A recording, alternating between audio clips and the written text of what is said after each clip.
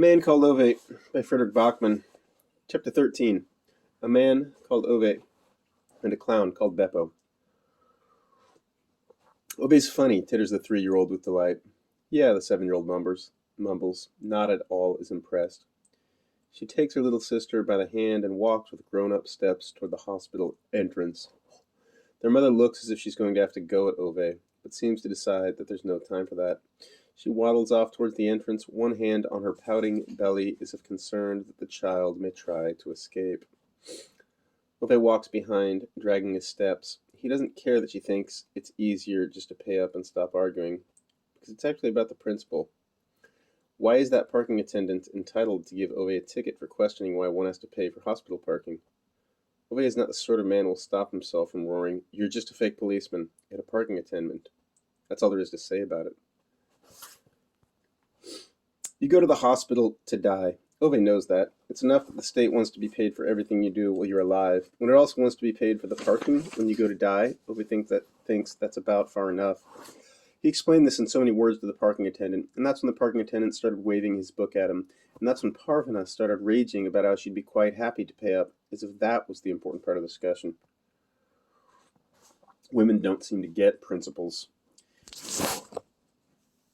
Here's the 7-year-old complaining in front of him that her clothes are smelling of exhaust. Even though they kept the Saab's windows rolled all the way down, it wasn't possible to get rid of the stench. The mother had asked Ove what he'd really been doing in the garage, but Ove had just answered with a sound more or less like when you try to move a bathtub by dragging it across some tiles. Of course, for the 3-year-old, it was the greatest adventure of her life to be able to drive along in a car with all its windows down, although it was below freezing outside. The 7-year-old, on the other hand, had burrowed her face into her scarf and vented a good deal more skepticism. She'd been irritated about slipping around with her bottom on the sheets of newspaper Ove had spread across the seat to stop them filthifying things. Ove had also spread newspaper on the front seat, but her mother snatched it away before she sat down. Ove had looked more than advisedly displeased about this, but managed not to say anything. Instead, he constantly glanced at her stomach all the way to the hospital, as if anxious she might suddenly start leaking on the upholstery. "Stand still here now," she said to the girls when they were in the hospital reception. They're surrounded by glass walls and benches smelling of disinfectant. There are nurses in white clothes and colorful plastic slippers, and old people dragging themselves back and forth in the corridors, leaning on rickety walkers.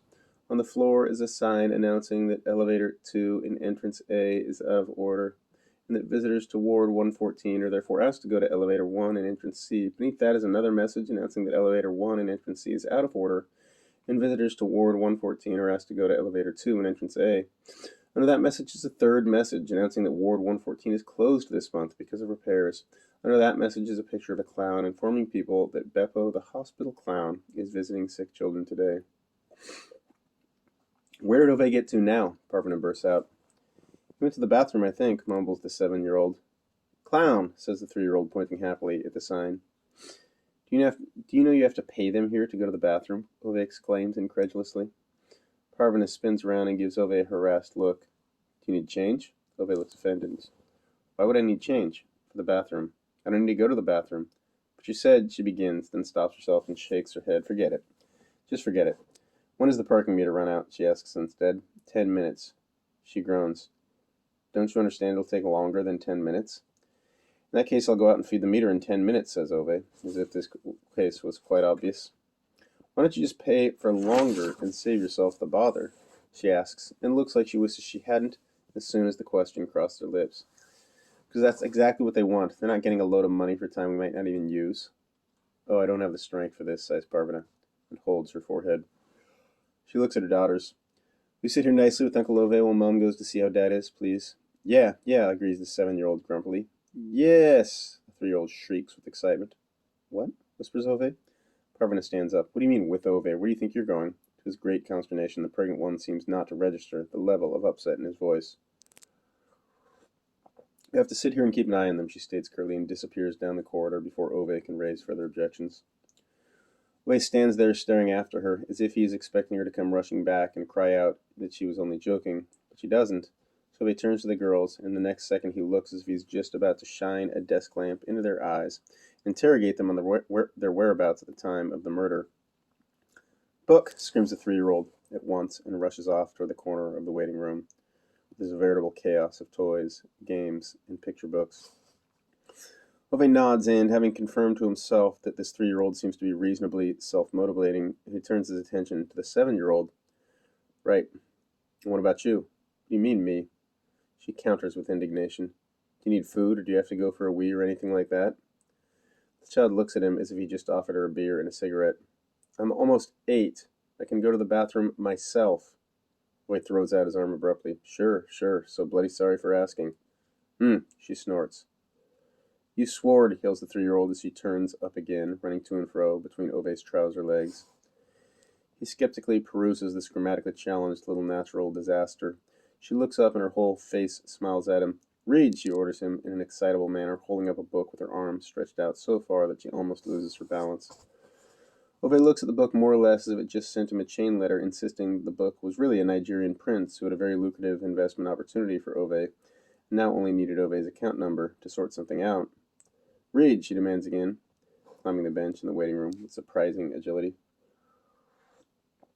Ove reluctantly sits about a yard away on the bench. The 3-year-old sighs impatiently and disappears from her sight, her head reappearing in seconds later under his arm with her hands leaning against his knee for support and her nose pressed against the colorful pictures in the book. Once upon a time there's a little train, reads Ove with all the enthusiasm of someone reciting a tax statement. Then he turns the page. The 3-year-old stops him and goes back. The 7-year-old shakes her head tiredly. You have to say what happens on that page as well. Indu voices, she says. Ove stares at her. What blup? He clears his throat mid-sentence. What voices? He corrects himself. Fairy tale voices, replies the 7-year-old. You swore, the 3-year-old announces with glee. Did not, says Ove. Yes, says the 3-year-old. We're not doing any voices. Maybe you're no good at reading stories, notes the 7-year-old. Maybe you're no good at listening to them, Ove counters. Maybe you're no good at telling them. Ove looks at the book, very unimpressed. What kind of nonsense is this anyway? Some talking train? Is there nothing about cars? Maybe there's something about nutty old men instead, mutters the 7-year-old. I'm not an old man, Ove hisses. Clown, the 3-year-old cries out jubilantly. And I'm not a clown either, he roars. The older one rolls her eyes at Ove, not unlike the way her mother often rolls her eyes at Ove. She doesn't mean you, she means the clown. Ove looks up and catches sight of a full-grown man who's quite seriously got himself dressed up as a clown, standing in the doorway of the waiting room. He's got a big stupid grin on his face as well. Clown! The toddler howls, jumping up and down on the bench in a way that finally convinces Ove that the kid is on drugs. He's heard about that sort of thing. They have that attention deficit hyperactivity disorder and get to take amphetamines on prescription. And who's this little girl here, then? Does she want to see a magic trick, perhaps? The clown exclaims helpfully and squelches over to them like a drunken moose in a pair of large red shoes, which, Ove confirms to himself, only an utterly meaningless person would prefer to wear rather than getting himself a proper job. The clown looks gaily at Ove. Has Uncle got a 5-kroner piece, perhaps? No, Uncle doesn't, perhaps, Ove replies. The clown looks surprised, which isn't an entirely successful look for a clown. But, listen, it's a magic trick. You do have a coin on you, don't you? Mumbles the clown in his more normal voice, which contrasts quite strongly with his character, and reveals that behind this idiotic clown a quite ordinary idiot is hiding, probably all of 25 years old. Come on, I'm a hospital clown. It's for the children's sake. I'll give it back. Just give him a 5-kroner coin, says the 7-year-old. Clown! Screams the 3-year-old. Ove peers down with exasperation at the tiny speech defect and wrinkles his nose. Right, he says, taking out a 5-kroner piece from his wallet. Then he points at the clown. But I want it back, immediately. I'm paying for the parking with that. The clown nods eagerly and snatches the coin out of his hand. Minutes later, Parvana comes back down the corridor to the waiting room. She stops, confusedly scanning the room from side to side. Are you looking for your girls? The nurse asks sharply behind her. Yes, Parvana answers, perplexed.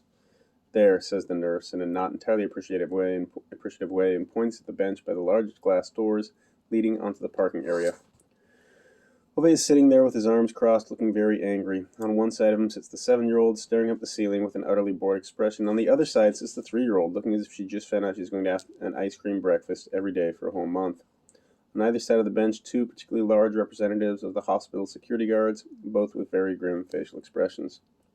Are these your children? One of them asks. He doesn't look at all, as if he's having an ice cream breakfast. Yes, what did they do? Parvana wonders, almost terrified. They didn't do anything, the other security guard replies, with a hostile stare at Ove. Me neither, Ove mutters sulkily. Ove hit the clown, the 3-year-old shrieks delightedly. Sneak, says Ove.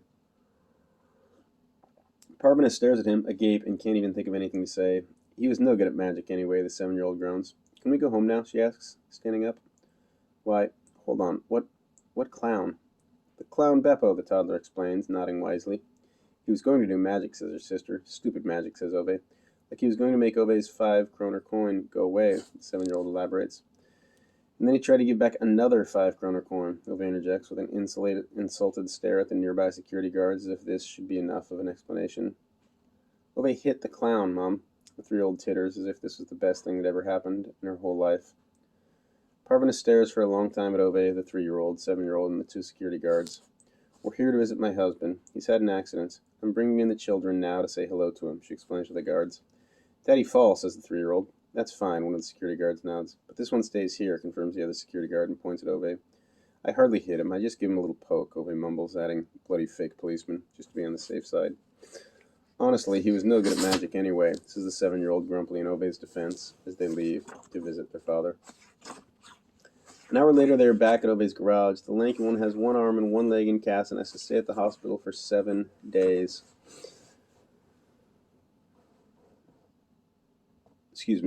Has to stay at the hospital for several days, Ove has been informed by Parvana. When she told him, Ove had to bite his lip very hard to stop himself laughing. He actually got the feeling Parvana was doing the same thing. The sob still smells of exhaust when he collects the sheets of newspapers from the seats.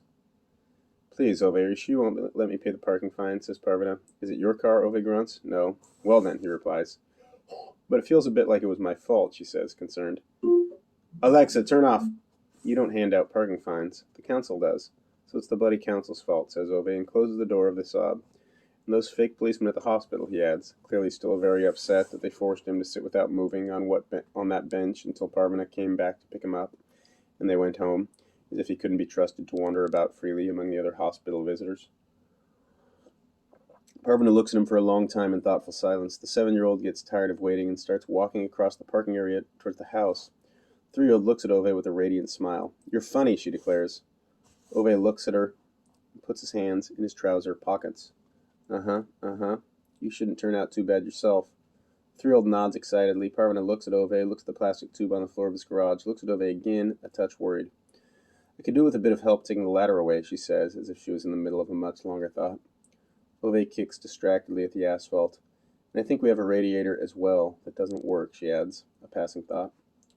It would be nice of you if you could give a look at it. Patrick doesn't know how to do things like that, you know, she says, and takes the 3-year-old by the hand. Ove nods slowly. Nope, might have known. Parvana nods, then she suddenly gives off a satisfied smile. You can't let the girls freeze to death tonight, Ove, right? It's quite enough that they had to watch you assault a clown, no? Ove gives her a dour glance. Silently to himself, as if negotiating, he concedes that he can hardly let the children perish just because their no-good father can't open a window without falling off a ladder. There'd be a hellish amount of nagging from Ove's wife if he went and arrived in the next world as a newly qualified child murderer. Then he picks up the plastic tube from the floor and hangs it up on a hook on the wall, locks the sob with a key, closes the garage, tugs at it 3 times to make sure it's closed, then goes to fetch his tools from the shed. Tomorrow's as good a day as any to kill oneself.